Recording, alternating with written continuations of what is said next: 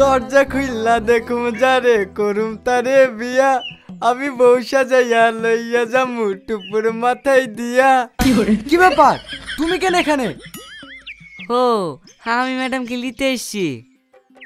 কেন? ম্যাডামকে নিয়ে যাওয়ার দায়িত্ব যে আমার আছে। স্যার আপনি এমনিতে বুড়ো মানুষ, ম্যাডামকে নিয়ে যেতে কি পড়ে যান যদি, তাই আমি এসছি।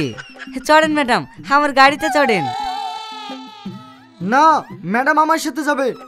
দেখুন স্যার, আজকের মতন কথাটা শোনেন, ম্যাডাম কিন্তু আমার সাথেই যাবে। না, তোমার কোনো কথা শুনবো না, ম্যাডাম আমার সাথেই যাবে।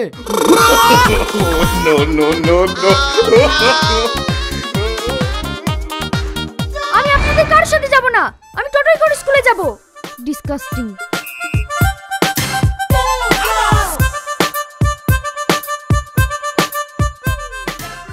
শোনো বাচ্চারা, আমি তোমাদের উদ্দেশ্যে বলছি, কাল থেকে আমি আর স্কুলে আসছি না।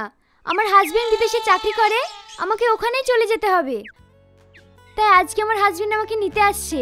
তোমরা সবাই ভালোভাবে থেকো আর মন দিয়ে পড়াশোনা করো। এটা কিভাবে সম্ভব? আপনি আমাদের কিভাবে মাউর করে রেখে চলে যেতে পারেন না? দোহাই লাগে ম্যাডাম, আপনি 10 তলা ছাদ থেকে লাফ মারতে বললেও রাজি আছি, কিন্তু আপনি এই কথা বললেন না। মনে মনে আপনাকে নিয়ে আমি অনেক স্বপ্ন দেখি ফেলেছি। কি গো, তুমি এখনো রেডি হওনি? হ্যাঁ হ্যাঁ, আমি রেডি আছি। দোহাই লাগে ভাই, আপনি এত বড় পাপ কাজ করবেন না। মানে এভাবে ম্যাডাম গেলে গিয়ে আমাদেরকে একে করে দিন না প্লিজ, তাতে আপনি যা বলবেন আমরা তাই শুনবো। আপনাকে বিদেশে কত টাকা বেতন দেয়? যা পাই ভালোই পাই। স্যার একটু শোনেন।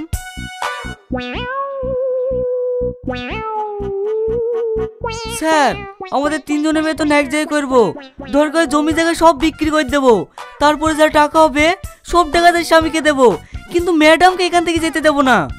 আচ্ছা ঠিক আছে, তাই হবে।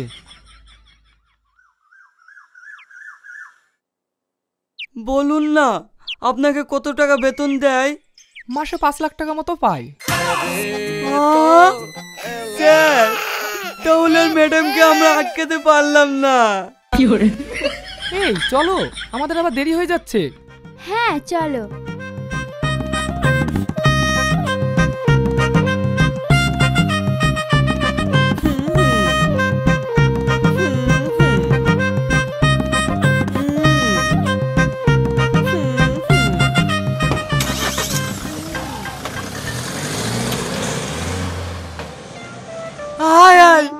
এতদিন ধরে আমরা কার পিছনে ছুটেছি গো, আমাদের সব স্বপ্ন শেষ হয়ে গেল।